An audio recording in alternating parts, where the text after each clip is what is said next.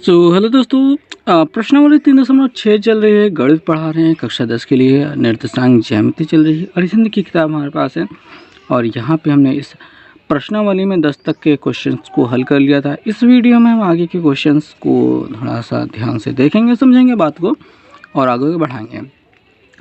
दूसरे वीडियो में हमने इसके जो निर्देशांक नीले थे, जो अंतर्विभाजन सूत्र का निर्देशांक होता है, उसको जो किताब में दिया गया है अंतर्विभाजन सूत्र के को लेकर के यहाँ पे जो दिया गया है, इस सूत्र का निगमन हमने बताया था।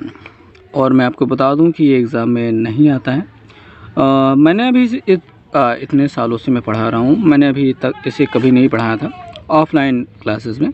ऑनलाइन वाले में मैंने पहली बार इसको बताया और मैंने खुद इसे नहीं पढ़ा था। और एक कमेंट आ रहा है लगातार कि सर इसका कोई दूसरा तरीका बताइए।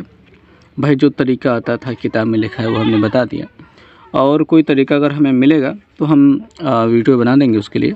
अभी तक तो कोई तरीका अभी मुझे नहीं मिला है, जब मिलेगा तो हम आपको ज़रूर बताएंगे। तो आज बातों को आगे बढ़ाते हैं और चलते हैं।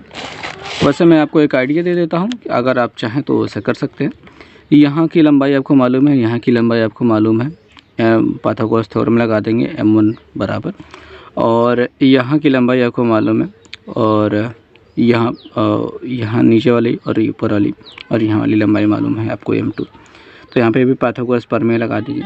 और अगर आप यहाँ पे पा सकें x और y का मान तो आप निकालने का प्रयास एक बार कर लें। और संभावना तो बस यही है कि आप इस प्रकार से नहीं निकाल पाएंगे, क्योंकि ये बस एक आइडिया है, और काम कर जाए तो बहुत अच्छी बात है, नहीं काम करे तो कौन सी बड़ी अच्छी बात, मतलब कोई बात नहीं, सब सही है, चलता है। तो हम प्रश्नावली पे चलेंगे और जहाँ के हमने क्वेश्चंस को देखना है और बात को समझना है कि हम इस क्वेश्चन में क्या कर सकते हैं। तो क्वेश्चन हम देखेंगे, क्वेश्चन नंबर 11 हमारे पास है, क्योंकि हमने 10 तक के क्वेश्चन को कर लिया था और 11 नंबर क्वेश्चन को हमें हल करना था। भाई क्वेश्चन क्या है, कहा गया है कि 5, -7 है और 8, -1 है को मिलाने वाले रेखाखंड को समत्रिभाजित करने वाले बिंदुओं के निर्देशांक ज्ञात कीजिए। 3 बराबर भागों में बांटने वाले बिंदु के हमको निर्देशांक निकालने हैं। तो भाई ये रही सवाल नंबर 11 और हमने दोनों बिंदुओं को लिख लिया है। अब जो बिंदु में इसमें कहा गया है कि समत्रिभाजित करने वाले बिंदु, मान लीजिए आपके पास यहाँ पे एक बिंदु है 5, -7, दूसरा वाला बिंदु यहाँ पे है आपका 8, -1 है। अब समत्रिभाजित यानी 3 बराबर भागों में बांटने के लिए आपको बीच में 2 बिंदुओं की ज़रूरत पड़ेगी। ठीक है, 3 बराबर भागों में इसको बांटने के लिए 2 बिंदुओं के बीच में ज़रूरत पड़ेगी। इन्हीं दोनों बिंदुओं को हमको निर्देशांक ज्ञात करने हैं।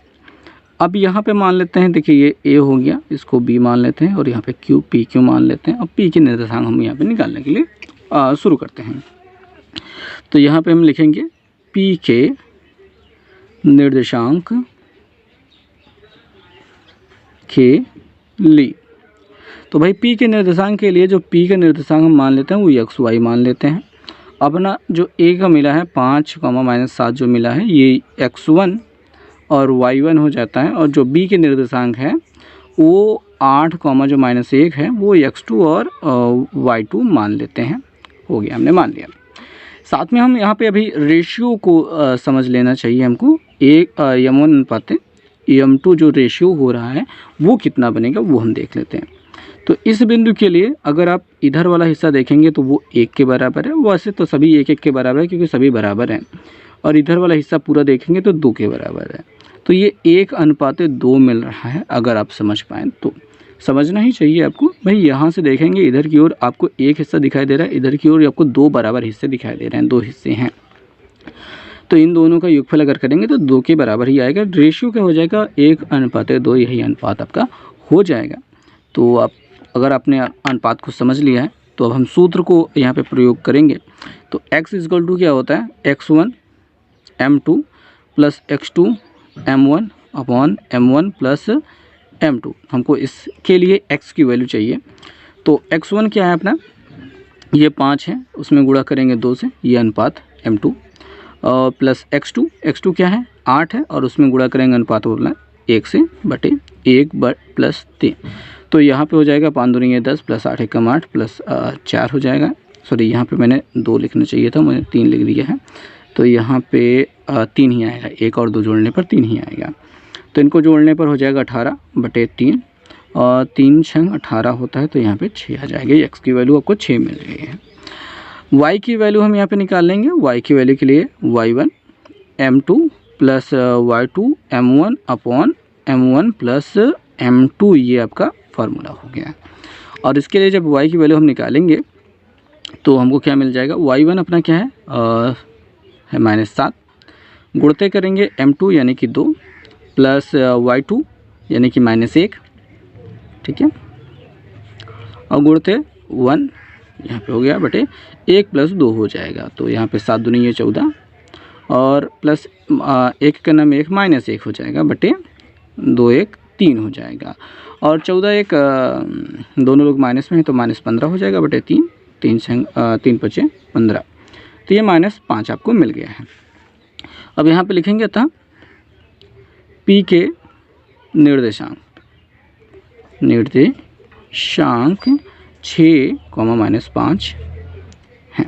हो गया। और यहाँ पे एक बात हम लिखना भूल गए, जो हमको लिख देना चाहिए था। यहाँ पे लिखेंगे माना बिंदुओं,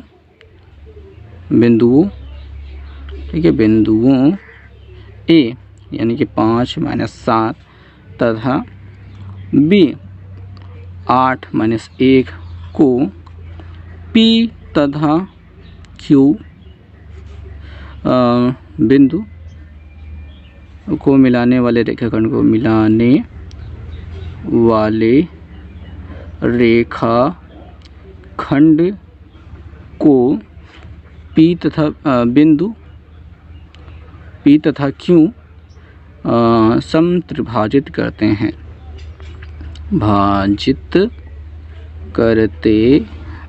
ऐसा लिखना बहुत ज़रूरी होता है, आपको लिख लेना ही चाहिए। लिखने के बाद आप आ जाते हैं नीचे।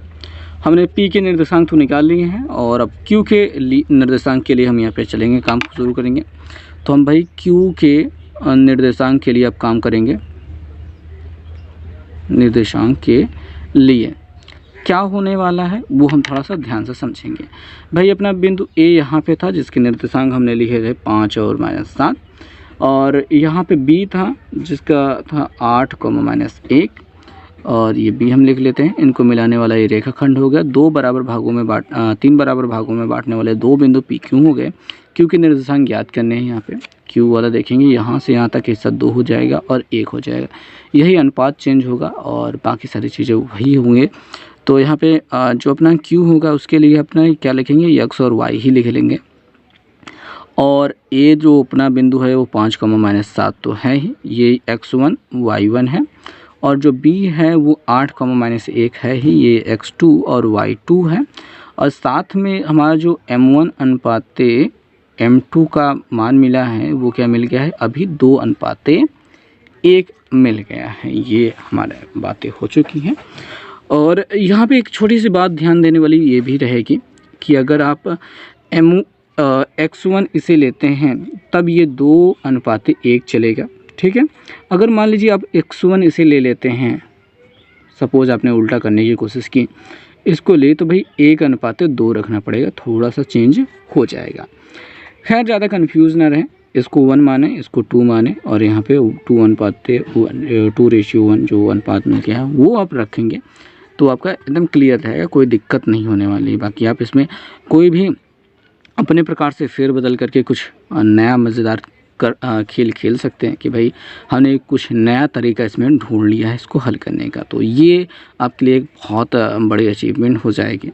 तो अगर आप ऐसा करना चाहें तो हम यहाँ पे x के लिए वही फार्मूला अपनाएंगे, x1 m2 plus x2 m1 upon m1 plus m2 हमने रख दिया। और रखते हैं यहाँ पे 5 गुणते अपना यहाँ पे m2 जो हो जाएगा अब 1 हो जाएगा, 1 प्लस x2 जो है 8 है, गुणते m1 यानी कि 2 रखेंगे बटे 2 + 1 अब रख देते हैं। तो यहाँ पे 5 1 कम 5 और 8 दूनिया 16 हो जाएगा बटे 2 1 3 करेंगे, 16 5 21 हो जाएगा बटे 3, 3 7 21 यानी 7 आ जाएगा। तो हमें यहाँ पे 7 मिल गया x की वैल्यू के लिए। y की वैल्यू अगर हम निकालेंगे तो y1 m2 plus y2 m1 upon m1 plus m2 हमने रखा है और इसकी वैल्यू अब रखना शुरू करेंगे। y1 जो है -7 है और गुणते यहाँ पे 2 हो जाएगा m2 प्लस y2 जो हो रहा है वो क्या है -1 है और इसमें 2 से गुणा कर देंगे m1 की वैल्यू से, तो दो यहाँ पे 2 + 1 हो जाएगा और सॉरी 1 हो जाएगा और यहाँ पे 7 × 1 = 7 -7 और यहाँ पे 2 × 2 -2/3 हो जाएगा और 7 2 9 होता है -9/3 हो जाएगा, काटेंगे तो यहाँ पे 3 मिल जाएगा, यानी कि आपको -3 मिल चुका है।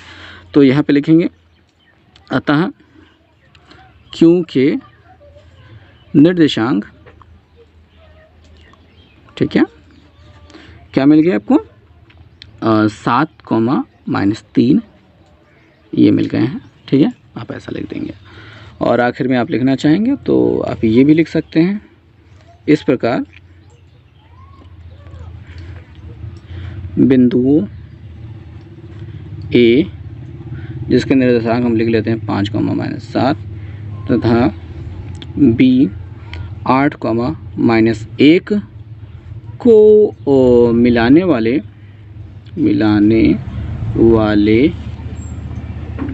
रेखाखंड को P जिसके निर्देशांक है आपको मिल गए थे 6, -5 तथा Q जिसके निर्देशांक है 7, -3, ठीक है, समत्रिभाजित करते हैं, भाजित करते हैं। अगर आप ऐसा लास्ट में स्टेटमेंट लिख देते हैं तो ये बहुत बढ़िया बात हो जाएगी आपके लिए। अगले प्रश्न पर हम ध्यान देंगे। प्रश्न है त्रिभुज की मध्यिका की लंबाई ज्ञात कीजिए जिसके शीर्ष आपको 5, 6 और 3, 8 तथा -1, 2 हैं, ये दिए गए हैं। तो हमको क्या ज्ञात करना है, इसकी मध्यिका की लंबाई ज्ञात करनी है। तो भाई प्रश्न में हमने मान लिया है, माना क्या है भाई ABC, त्रिभुज ABC है जिसके शीर्ष ये हैं। अब यहाँ पे क्रमशः लिखाया है तो इसका मतलब ये A हो गया, ये B हो गया, ये C हो गया। तो अगर हम इसका चित्र बनाएंगे तो ये कुछ ऐसा बनेगा और यहाँ पे हमको बहुत ज़्यादा ये समझ के नहीं रखना है कि कौन सा चित्र ये कैसा बनेगा, बस एक सिंपल सा त्रिभुज बना लेना है। ये इसका स्टैंडर्ड रूप होता है, तो आपको ऐसे ही इसको बना लेना है और बस उनके बिंदु को ऐसे दर्शा देना है। अब मध्यिका के बारे में बात कर लेते हैं, ठीक है। अगर यहाँ पे हम मध्यिका AD की बात करें, ये हमारी मध्यिका AD की मध्यिका क्या होती है, यहाँ पे D BC का मध्य बिंदु होता है। किसी भी त्रिभुज की मध्यिका एक शीर्ष से सामने वाली भुजा के मध्य बिंदु को मिलाने पर प्राप्त होती हैं।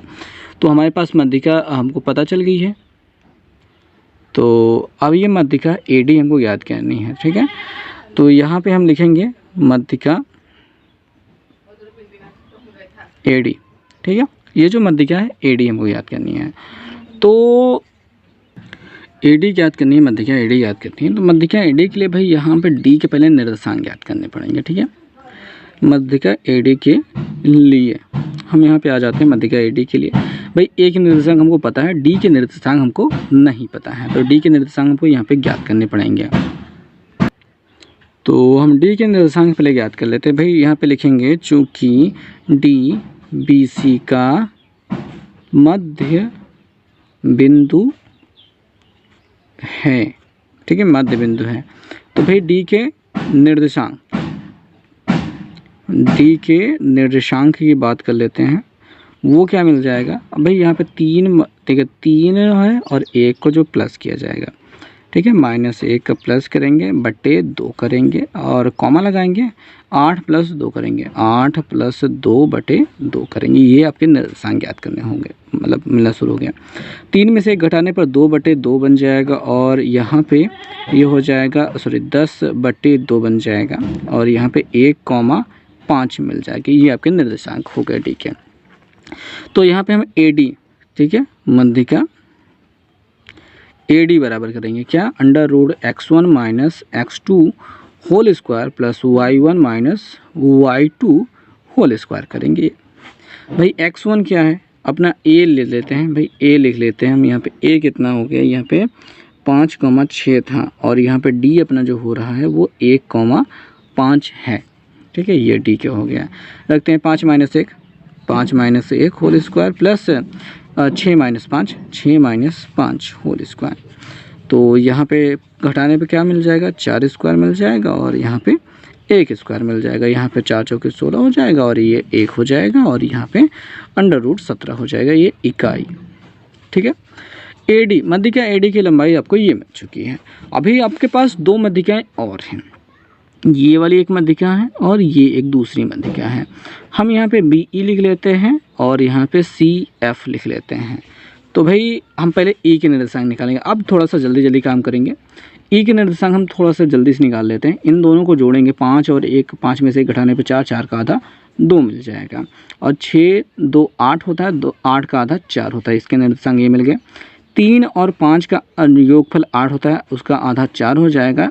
8 6 14 होता है, उसका आधा 7 हो जाएगा। तो ये हमको निर्देशांक मिल गया। मैं अब जल्दी मतलब सारी चीज़ों के लिए आपको ऐसे ही लिखना होगा और अब जल्दी करेंगे। BE के निर्देशांक मतलब लंबाई हम निकालेंगे। तो हम यहाँ पे BE निकाल रहे हैं मध्यिका, तो इसके लिए बराबर हो जाएगा √y फार्मूला लगेगा और 3 minus 2 square plus 8 minus 4 square लगेगा। तो 3 minus 2 square plus 8 minus 4 square करेंगे और 3 माइनस 2 बराबर 1 स्क्वायर प्लस 8 माइनस 4 मतलब 4 स्क्वायर बराबर यहाँ पे 1 प्लस 16 हो जाएगा बराबर √17 बन जाएगा उसके लिए। और हम यहाँ पे CF भी लंबाई निकालेंगे, उसकी मध्यिका भी निकालेंगे।